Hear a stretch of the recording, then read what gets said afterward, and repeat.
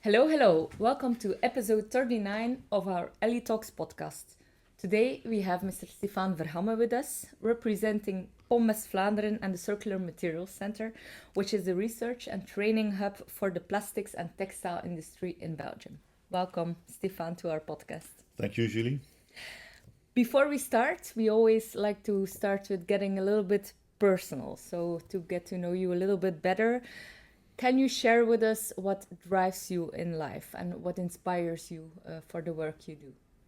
Yes, on a personal level, my family. So I'm happily married. I have three daughters, three teenagers. So it's never boring at our place. So the family is really important. So that drives me, and also my roots. So my hometown is Kortrijk. I have a strong connection with Kortrijk, and I've heard about that town.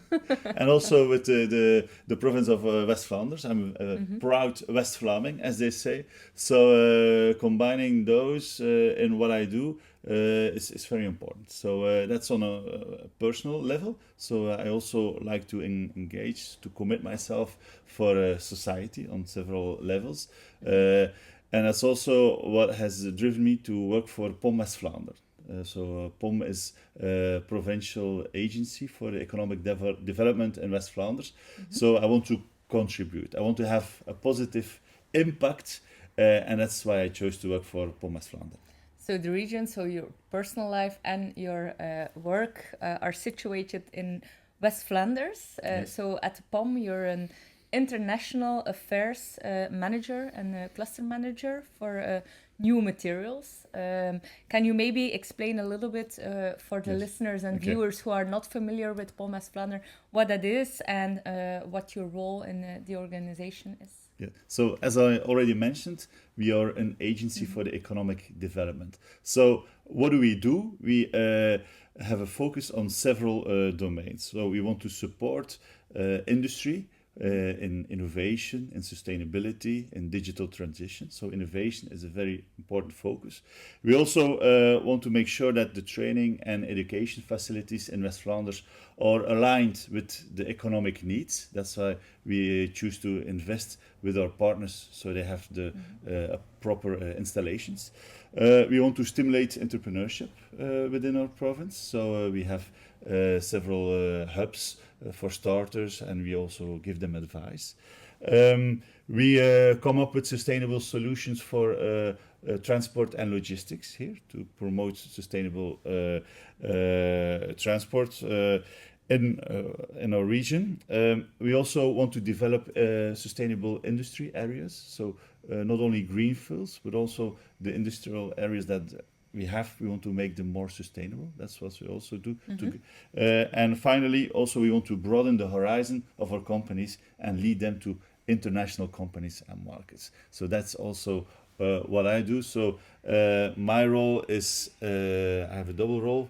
I'm into innovation for the textile and the plastic sector, and also I'm responsible to support our companies with their international ambitions and also promote our industry on an international level. Okay, and how do you advance that, the international collaboration between parties to help the industry? How do you approach that? How does that work? Do you actively take part of fairs or? Yes. So first of all, whatever we do, we also work together with partners. So we're not we work on our own. Also, if we ask ourselves, what is our strategy? What do we want to achieve? Also is at the same time, with whom are we going to work with? So on an international level, we have some obvious partners, for instance, Flanders Investment and Trade, also VLAIO, also on the federal level. We work also together with the federations of the industrial sectors, for instance, Fidustria. So what do we do for the textiles? Essentia for the plastics, Agoria for the manufacturing industry, Fevia for the food industry. So we have a broad network, and then we want to inform, inspire, make sure that for instance, the textile companies are aware of the importance also to export, to be active on international markets, and also to explore new markets, raising markets. Japan, for instance, or other markets close in the neighboring countries, Germany, France. So it's also important. So how do we do that?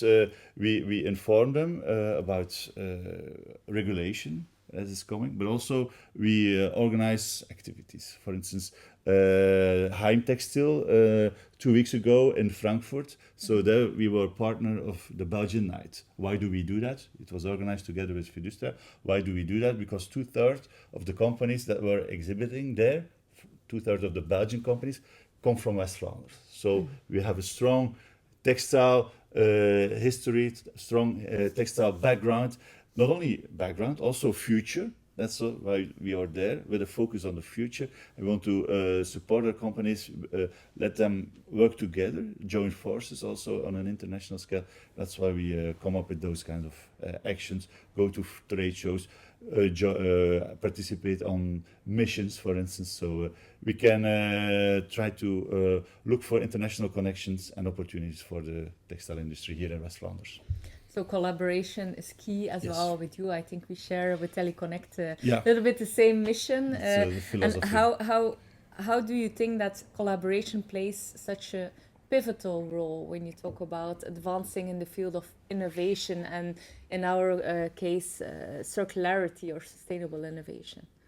Because we can't expect of a company to do it all by itself. So innovation, you need research and development. So you can't expect of a company that you have your own laboratory, yet you have your own staff of innovations. Some of the bigger companies have that, but here in West-Vlaanderen we also province what we call SMEs. So we can't expect them that they can figure it out all by themselves. So they need to be supported, and that's why collaboration is so important. Collaboration regarding innovation means you need to acquire knowledge, expertise. Innovation is also about trial and error, so you need to adapt your processes, also the products. You need to know more about the materials that you're using, so it's about testing, and that's one of the reasons why we founded the Circular Materials Center, to help the companies if they need expertise, if they need testing facilities, they can come to the Circular Materials Center and they can be guided towards a trajectory to help them with the innovation plans, ideas in a very secure, confidential environment. Okay, and can you maybe give an example of a collaboration that led to concrete results, maybe in our industry, textile industry? What the Circular Materials Center is a result of collaboration. So we didn't realize that innovation hub because out of nowhere. Here in West-Vlaanderen, we still have 15,000 employees in the textile and plastics industry. So we have more or less 1,000 companies. So we have, if you compare it on a scale in Flanders, we have 40% of the employment and 30% of the companies that are located here. So through collaboration with all those companies, also with the research institutions, with the universities, with the colleges, Vives, Go West, KU Leuven, Universiteit Gent, also with other research centers such as Syntax Bell, Ceres, for instance, but also with our industrial partners, Fiducia, Essentia, Agoria. So this is what led to the realization of the Circular Materials Center, to have that innovation hub where everything comes together, the testing facilities, the training facilities, also the know-how, the network. Actually, that has been the last few years the most important result of the collaboration within the cluster. Of course, within the Circular Materials Center. I'm not going to elaborate about the innovative research path that are going on with some companies, because we need that, but that needs to be maintained confidential. But we have the innovation wall. So we launched the innovation wall about a month ago with the philosophy: practice what you preach. If we want to inspire, to make sure that the companies work more in a circular way, with products, with the process. So we also need to take our responsibility ourselves. We did that with the interior design, so we worked with recycled products, with bio-based products. So that's. But also, if companies come up with with innovative products with a strong circular vision, that's something we want to show, to inspire our visitors, to tell the story about trial and error, to trigger, and then also to support the companies with the message: you're on the right track, keep on going with the circularity, with innovation, and we're behind you. So, and that also allows the companies to become part of what we call the ecosystem of the network. So they also get to know a lot of other companies. They have direct lines with all kinds of experts, and that's also beneficial for them. So a part of the Circular Materials Center, I think the innovation wall is also an important result, showcasing the textile industry. Well, you take a lot the word innovation, of course, in your mouth. Okay, I will try to use it. I want to zoom out a little bit, but because there was an interview with our CEO, Fidustra CEO Carla Baslier, a while ago on VRT about the importance, indeed, the importance of innovation for the Belgian textile industry.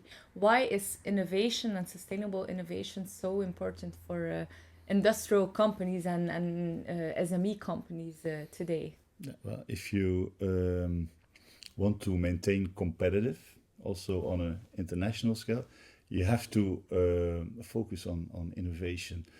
Not only because you want to, but also because you will have to. There's many regulations about waste, about recycled content that is coming. It was launched, many regulations on a European level, so it will be implemented on a national level. So in a matter of time, you will have no choice. In your production process, you will have to make sure that you reflect in a sustainable way with the materials that you use, with the process you. So it's about an obligation.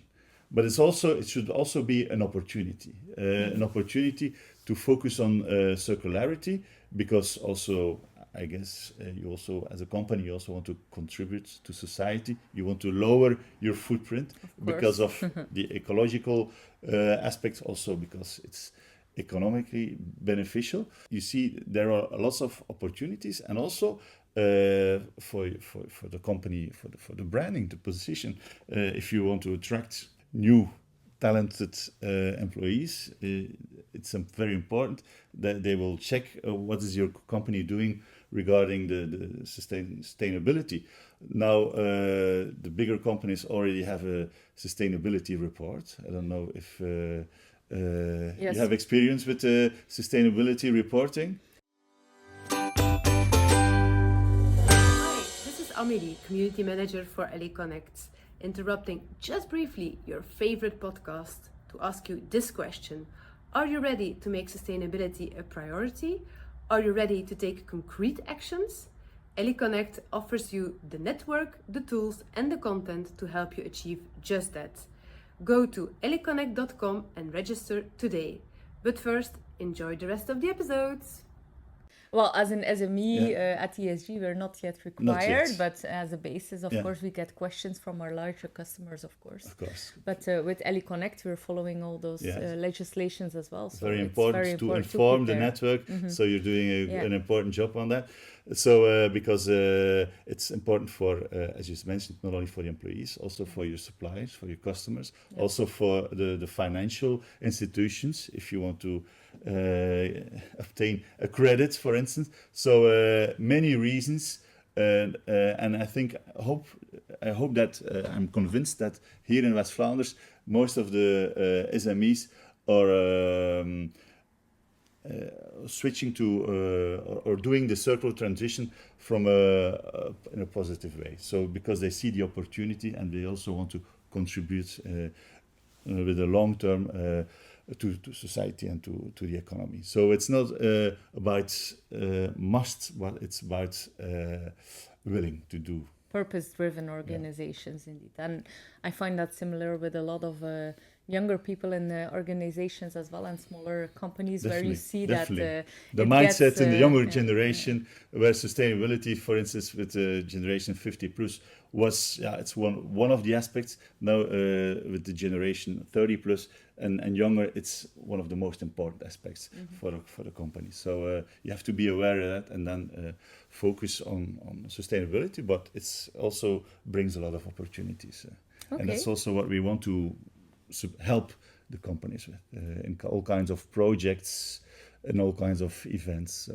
we want to highlight it. And let's talk a little bit about the innovation wall again. Can you maybe give some concrete examples of what inspires you at that wall, and some examples of successful stories here in the region? Yes, of course. So it's the third edition. So as I mentioned, we want to showcase, highlight innovative products with a circular vision within the textile and the plastics sector mainly. So the last edition, we also had a focus on packaging products, and we also had a focus on wood, because circularity and wooden products is also very important here in the region. But we started with a nice partnership.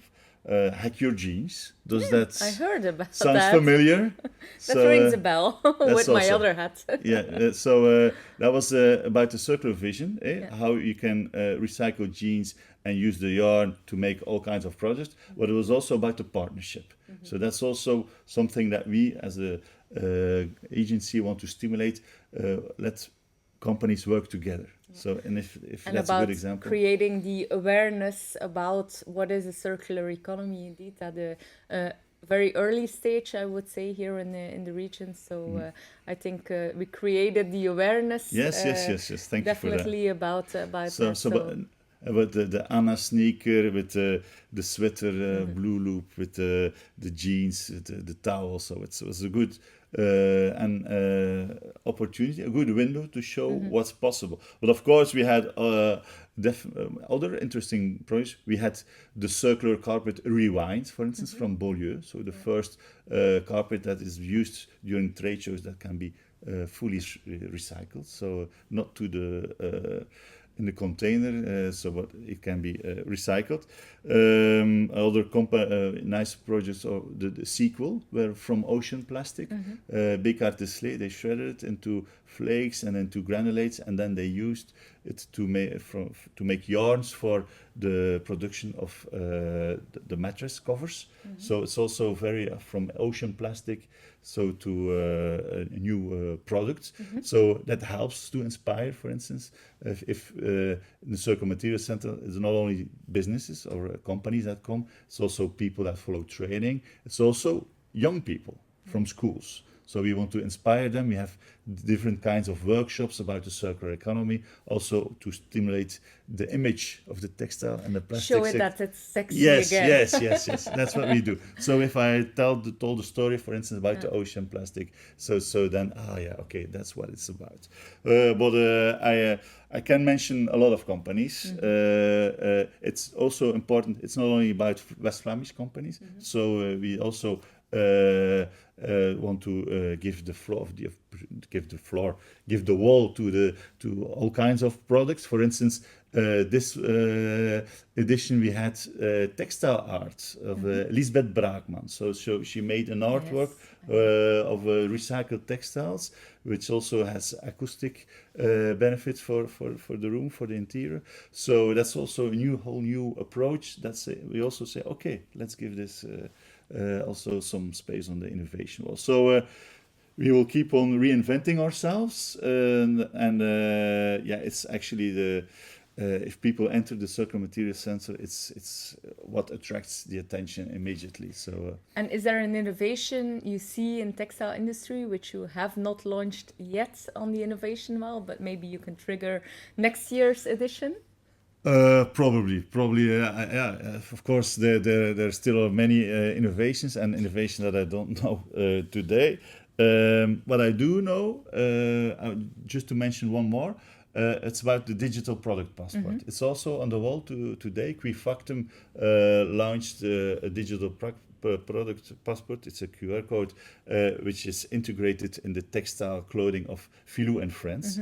So there I'm convinced that there will be new innovations the coming years, because it will become so important for the textile industry also to integrate the digital product passport in every kind of product. So yes, that's definitely something I'm looking forward to follow up.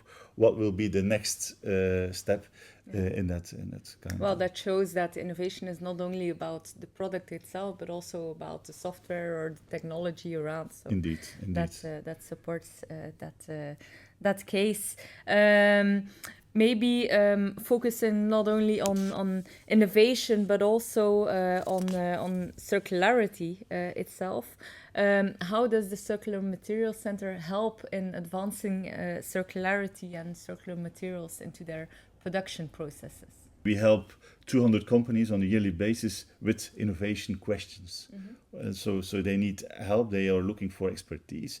They come knocking on Circular Materials Center, and then we send them through to the expert who can help this. So I think that approach is very important. So we don't promise we can solve everything, definitely not. But if we can support a company by proving in the end that what they want to do, it's not possible, that's also some kind of knowledge that we allow them to gain. So yes, that's around circularity, the knowledge of the materials, the products, the processes. I think we have a quite state-of-the-art innovation hall with all kind of machines, injection molding, extrusion, compounding, so a whole laboratory for the characteristics of materials, how to test them. So the knowledge that they can gain there, not only there in the Circular Materials Center, because the cluster new materials is broader than Circular Materials Center. We also have research groups in KU Leuven, Propolis, Sustainable Materials Lab, also Ghent, University of Ghent.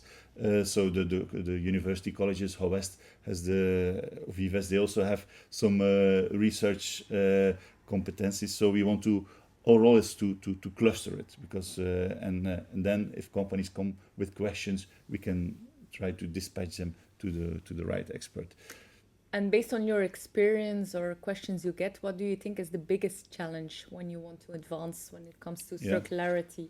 Well, actually, I'm convinced that regarding innovation and the processes and circularity, that we will make progress about everything, about all the materials. There will be opportunities to work more with recycled content. That's, I think, the main challenges are the environment. So what's happening on a political level, and political and economical, it goes hand in hand. So it becomes, for instance, sometimes difficult to export to some countries, and also the competition in the other countries is also becoming more and more competitive. So the quality advantage that we had a couple of decades ago, that's more or less like becoming more even. I think the mindset should be better. Mindset within companies, that it's sure that they want to, that it becomes a strong ambition within the DNA. So that's, we need to improve. It is improving, but we can still, and also the mindset with the customer. So at the end, if he always chooses for the cheapest products, and he doesn't care about the sustainability, that's so. We need to educate our children and our customers so that they should choose for the sustainable product and solution. And I think that's still we have still some work to do on that. So the mindset is definitely something what we should be aware of, that we need the customer at the end. So he needs to buy he needs to buy the circular products, and he also needs to feel the responsibility to contribute to society by buying this. So this is maybe a call to action for all the consumers that are listening and watching and today. Also tell it all to the parents, the parents. Tell it to your children. So I guess your daughters are buying. They're not allowed to buy something sustainably. of shine, for instance. I don't want to, but no finger pointing. No. But still, we make them aware that they should behave and think in a sustainable way. Which is what we tried with Hack Your Jeans as well, to talk to the consumer at that point about circularity indeed. Yeah. So I totally agree. Thank you for this. Maybe just to close this podcast session with a look at the future. What is your big vision for the future of our textile industry in West-Vlaanderen? We need to speak more about the future of the textile industry. Okay. I feel that if we're speaking about the textile industry, we often tend to speak about the past. So we need to speak more about the future, because I'm convinced that there is a strong and an important future for the textile industry, to make sure that we can make future plans. So for instance, innovation, circularity are very important. So I already mentioned, we still have 1,000 companies, 15,000 employees. So I think maybe the ambition should be to consolidate, not to double in terms of growth, because it has already been decreasing. So to consolidate it, and then to become more and more expert, for instance, in textile niches, such as technical textiles, and there are still a lot of segments within the textile industry that we can be world leaders, for instance. So we need to be ambitious. We need to have a vision towards the future. We want to consolidate the companies, the employment, and we want to, through collaboration, we also want to make sure that the textile industry in West-Vlaanderen and also in Europe will be more and more competitive and sustainable. And I guess the role of POM West-Vlaanderen, Circular Materials Center. That's also part of our vision. So, and together with the industry and with the companies here, I'm sure that we can book very positive results the upcoming years. Okay. Thank you, Stefaan, for your interesting insights, and again, a confirmation that our beautiful industry has sustainable impact for the future, and I think very good foresight. I will close with that as well. So one thing, let's do great things together. Yeah. That's the word of the day, I think. So thank you for that, and thank you for your collaboration. Thank you to you and to Ellie.Connect for the invitation. If you are a fan of the Ellie.Talks podcast, make sure to give us a like or leave a positive review. And remember, there's plenty more inspiring content on your favorite podcast platforms like Spotify or YouTube. We hope to see you there.